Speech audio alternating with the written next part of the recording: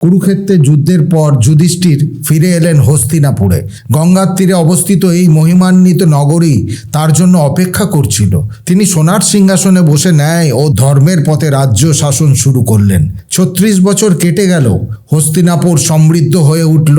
শ্রীকৃষ্ণ দ্বারকায় ফিরে গেলেন। এরপর ঘটল এক অকল্পনীয় ঘটনা। একজন সাধারণ শিকারীর নিক্ষিপ্ত তীর বিদ্ধ করল শ্রীকৃষ্ণের পদতল। শ্রীকৃষ্ণ পৃথিবীর লীলা সমাপ্ত করে নিজ ধামে প্রত্যাবর্তন করলেন। এই সংবাদ যখন হস্তিনাপুরে পৌঁছালো, যুধিষ্ঠির ভেঙে পড়লেন। প্রতিটি পাণ্ডব নিজ নিজভাবে শোক প্রকাশ করলেন। ভীমের চোখ দিয়ে অবিরাম অশ্রু ঝরতে শুরু করলো। অর্জুনের হাত থেকে গান্ডীব ধনুক মেঝেতে পড়ে গেল। নকুল মুখ ঢেকে নীরবে কাঁদলেন। সহদেব স্তব্ধ হয়ে শূন্যের দিকে তাকিয়ে রইলেন। সেই রাতে যুধিষ্ঠির একা বসেছিলেন বিশাল সিংহাসন কক্ষে।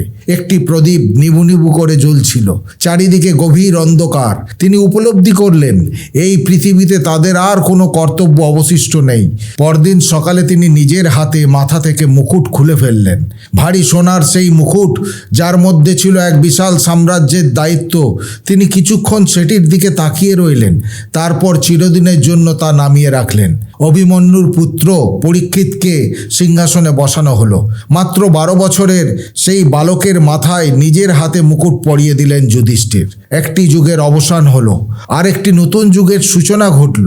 এরপর ৫ ভাই একে একে নিজেদের রাজকীয় অলংকার ও অস্ত্র খুলে রাখলেন। যুধিষ্ঠিরের বাহুবন্ধ, ভীমের বর্ম, অর্জুনের গান্ডীব, নকুলের অলংকার, সহদেবের আংটি, সব কিছু একটি পাথরের টেবিলে জমা হলো। রাজপ্রাসাদের সমস্ত বিলাসিতা ত্যাগ করার সময় এসে গেছে। ৫ পাণ্ডব বাকলের বস্ত্র ধারণ করলেন। দ্রৌপদী পরলেন সাদা শাড়ি। তারপর হস্তিনাপুরের রাজদ্বার অতিক্রম করে বেরিয়ে পড়লেন। পেছনে শত শত মানুষ কাঁদছে, ফুল ছুঁড়ে দিচ্ছে, কিন্তু তারা একবারের জন্যও পেছন ফিরে তাকালেন না। রাজপ্রাসাদের মসৃণ মেঝে ছেড়ে তাদের খালি পা পড়ল রুক্ষ মাটিতে। এই একটি পদক্ষেপেই সব কিছু বদলে গেল।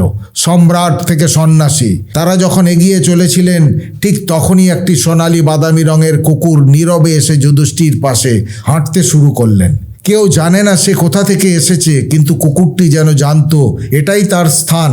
এভাবেই শুরু হলো তাদের শেষ যাত্রা। প্রথমে পূর্ব দিকে, তারপর দক্ষিণে, তারপর পশ্চিমের সমুদ্র তীর ধরে তারা সমগ্র ভারতবর্ষ প্রদক্ষিণ করলেন।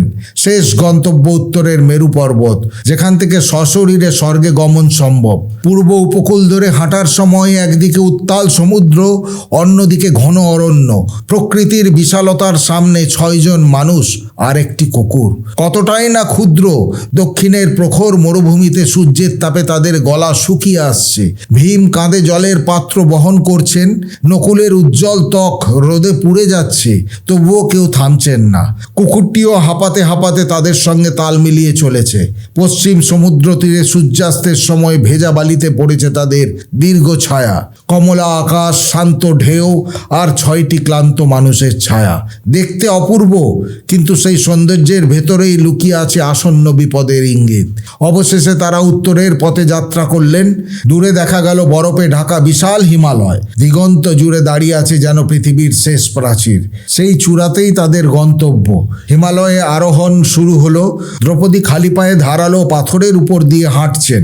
তার পা থেকে রক্ত ঝরছে। শীতল বাতাস তার চুল আর শাড়ি উড়িয়ে নিয়ে যাচ্ছে, কিন্তু তার মুখে এখনো সেই রাজকীয় দৃঢ়তা। পথ ক্রমশ সরু ও ভয়ঙ্কর হয়ে উঠেছে। একদিকে খাড়া পাহাড়, অন্যদিকে ১০০০ ফুট গভীর খাদ।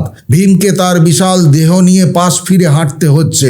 কুকুরটি অবিশ্বাস্য দক্ষতায় পাথরের ফাঁক গলে এগিয়ে চলেছে। ঠিক তখনই ঘটল প্রথম বিপর্যয়। দ্রৌপদীর চোখ হঠাৎ বিস্ফোরিত হয়ে উঠল। মুখে ফুটে উঠল ব্যথা আর বিস্ময়। তিনি টলে উঠলেন। পর মুহূর্তেই বরফের উপর লুটিয়ে পড়লেন। তার সাদা শাড়ি বরফের উপর ছড়িয়ে পড়ল ফুলের পাপড়ির মতো। শেষবারের মতো তিনি হাত বাড়ালেন, যেন কাউকে ধরতে চাইছেন। ভীম পিছনে ফিরে চিৎকার করে উঠলেন। তিনি ছুটে যেতে চাইলেন, কিন্তু সামনে হাঁটছেন যুধিষ্ঠির। তিনি একবারও পেছনে তাকালেন না। শান্ত কণ্ঠে বললেন, দ্রৌপদী 5 পাণ্ডবের স্ত্রী হয়েও অর্জুনকে অন্যদের তুলনায় বেশি ভালোবাসতেন। এই পক্ষপাতই ছিল তার ত্রুটি। কথাগুলি বলতে তার কণ্ঠ কাঁপেনি, কিন্তু তার গালে জমে থাকা একটা হিমায়িত অশ্রুবিন্দু সূর্যের আলোয় ঝলমল করছিল। ক্রমে দ্রৌপদীর দেহ দূরে সাদা একটি বিন্দু হয়ে মিলিয়ে গেল। এরপর সহদেবের পালা। পাণ্ডবদের মধ্যে সবচেয়ে জ্ঞানী ছিলেন তিনি, কিন্তু তার অন্তরে ছিল সূক্ষ্ম অহংকার। তিনি বিশ্বাস করতেন জ্ঞানে তার সমকক্ষ আর কেউ নেই। সেই অহংকারই তার পতনের কারণ হলো। সহদেব হিমবাহের উপর লুটিয়ে পড়লেন। এরপর পড়লেন নকুল। সৌন্দর্যের জন্য তিনি ছিলেন বিখ্যাত। এক মুহূর্তের জন্য বরফে নিজের প্রতিবিম্ব দেখে তার মনে জেগে উঠল পুরনো গর্ব, আমার মতো সুন্দর আর কেউ নেই। পর মুহূর্তেই তার জীবন প্রদীপ নিভে গেল। নকুলের পতনও ছিল তার মতোই নিঃশব্দ ও সুন্দর, যেন একটি ফুল ঝরে পড়ল বরফের বুকে। কিন্তু সেই সৌন্দর্যের মধ্যে লুকিয়েছিল এক নির্মম সত্য, অহংকার। তা যত ক্ষুদ্রই হোক, মুক্তির পথে সবচেয়ে বড় বাধা। এখন রইলেন মাত্র 3 জন, যুধিষ্ঠির, ভীম ও অর্জুন, সঙ্গে সেই বিশ্বস্ত কুকুর। হাঁটু সমান বরফে ডুবে তারা এগিয়ে চলেছেন। এরপর এলো অর্জুনের পালা। মহাবীর অর্জুন, যার তীর কোনোদিনও লক্ষ্যভ্রষ্ট হয়নি, আজ তার দৃষ্টি ঝাপসা হয়ে আসছে, আঙুল কাঁপছে। তিনি বুঝলেন এবার তার সময় এসেছে। অর্জুন হাঁটু গেড়ে বরফে পড়ে গেলেন। যে হাত একদিন দেবতাদেরও পরাজিত করেছিল, আজ সেই হাত শূন্যে অসহায়ভাবে হাতড়াতে লাগলো। ভীম আবার প্রশ্ন করলেন, অর্জুনের দোষ কি ছিল? যুধিষ্ঠির উত্তর দিলেন, অর্জুনের মধ্যে অতিরিক্ত আত্মবিশ্বাস ছিল। তিনি দাবি করেছিলেন একদিনেই সব শত্রুকে পরাজিত করবেন, কিন্তু তা পারেননি। কখনো কখনো অন্য যোদ্ধাদের প্রতি ঈর্ষাও করেছিলেন। অর্জুনের নিথর দেহ পাহাড় চূড়ায় পড়ে রইল। এরপর কাঁপতে শুরু করলো ভীমের বিশাল শরীর। অতিরিক্ত ভোজন, নিজের শক্তির অহংকার এবং প্রতিহিংসার আগুন, এই ত্রুটিগুলোই ছিল তার পতনের কারণ। ভীমের পতন ছিল ভূমিকম্পের মতো। তার বিশাল দেহ বরফে আছড়ে পড়তেই চারিদিকে বরফ ফেটে গেল। এখন রইলেন শুধু যুধিষ্ঠির এবং সেই রহস্যময় কুকুর। 2টি পা আর 4টি থাবা, বরফের উপর রক্তের চিহ্ন রেখে এগিয়ে চলেছে। বাতাস তাদের পদচিহ্ন মুছে দিচ্ছে, যেন পৃথিবীও তাদের যাত্রার কোনো স্মৃতি রাখতে চায় না। অবশেষে যুধিষ্ঠির পৌঁছালেন মেরু পর্বতের শিখরে। মেঘের সমুদ্র তার পায়ের নিচে। কুকুরটি শান্তভাবে তার পাশে বসে রইল। ঠিক তখনই আকাশে দেখা গেল এক সোনালি আলোর বিন্দু। সেটি ক্রমে বড় হতে হতে নেমে এলো। সেটি ছিল দেবরাজ ইন্দ্রের স্বর্ণরথ। 4টি শুভ্র অশ্ব সেই রথ টানছে। ইন্দ্র হাত বাড়িয়ে বললেন, এসো যুধিষ্ঠির, তোমার জন্য স্বর্গের দ্বার উন্মুক্ত। তুমি সশরীরে স্বর্গে প্রবেশের অধিকার অর্জন করেছ। যুধিষ্ঠির নিচের দিকে তাকালেন। কুকুরটি তার পায়ের কাছে বসে আছে। তিনি হাঁটু গেড়ে বসে তার পিঠে হাত রাখলেন। তারপর বললেন, এই কুকুরটিকেও সঙ্গে নিতে হবে। সে আমার সঙ্গে এত দূর এসেছে, আমি তাকে ত্যাগ করতে পারি না। ইন্দ্র বললেন, স্বর্গে কুকুরের স্থান নেই, তাকে ছেড়ে এসো।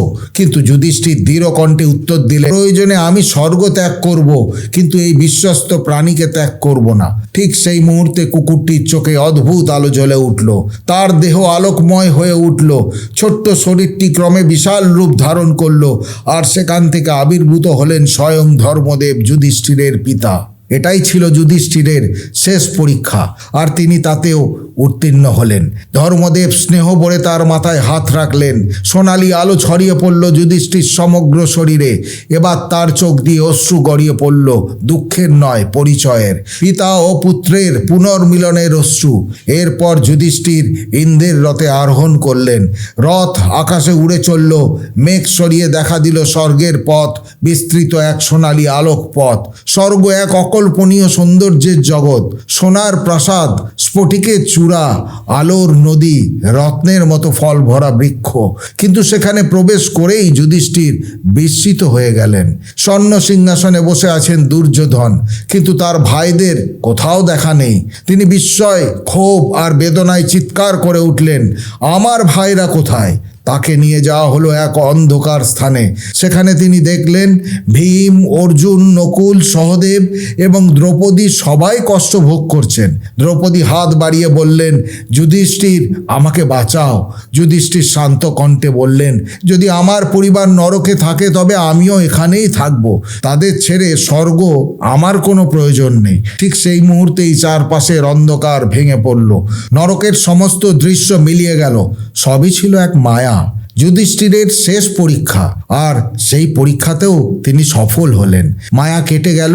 দেখা গেল সবাই স্বর্গে অবস্থান করছেন। 5 পাণ্ডব, দ্রৌপদী, কর্ণ, ভীষ্ম, দ্রোণাচার্য সকলেই দিব্য দেহে, শান্ত মুখে, এমনকি দুর্যোধনও। কারণ রণক্ষেত্রে বীরের মৃত্যু লাভ করার ফলে তিনি স্বর্গের অধিকারী হয়েছিলেন। মহাভারত কেবল একটি যুদ্ধের ইতিহাস নয়, এটি মানুষের অন্তরের যুদ্ধের কাহিনী। প্রতিটি পাণ্ডব ছিলেন মহান, কিন্তু প্রত্যেকেরই কিছু না কিছু দুর্বলতা ছিল। কেউই সম্পূর্ণ নিখুঁত নন। এমনকি সবচেয়ে ধার্মিক মানুষকেও জীবনের শেষ মুহূর্ত পর্যন্ত পরীক্ষার সম্মুখীন হতে হয়।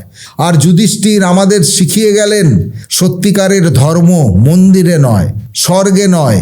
ধর্ম বাস করে প্রতিটি সত্যনিষ্ঠ সিদ্ধান্তে, প্রতিটি ত্যাগে, প্রতিটি বিশ্বস্ততায় এবং প্রতিটি নিঃস্বার্থ ভালোবাসায়। বন্ধুরা, পুরাণ নাও ইউটিউব চ্যানেলের এই ভিডিওটি আপনাকে সমৃদ্ধ করলে সম্পূর্ণ শ্রদ্ধার সাথে কমেন্টে জয় শ্রী রাধাকৃষ্ণ লিখতে ভুলবেন না। আজ ভিডিও এখানেই শেষ করলাম। সকলে ভালো থাকবেন, সুস্থ থাকবেন। দেখা হবে পরের ভিডিওতে। জয় শ্রীকৃষ্ণ। রাধে রাধে।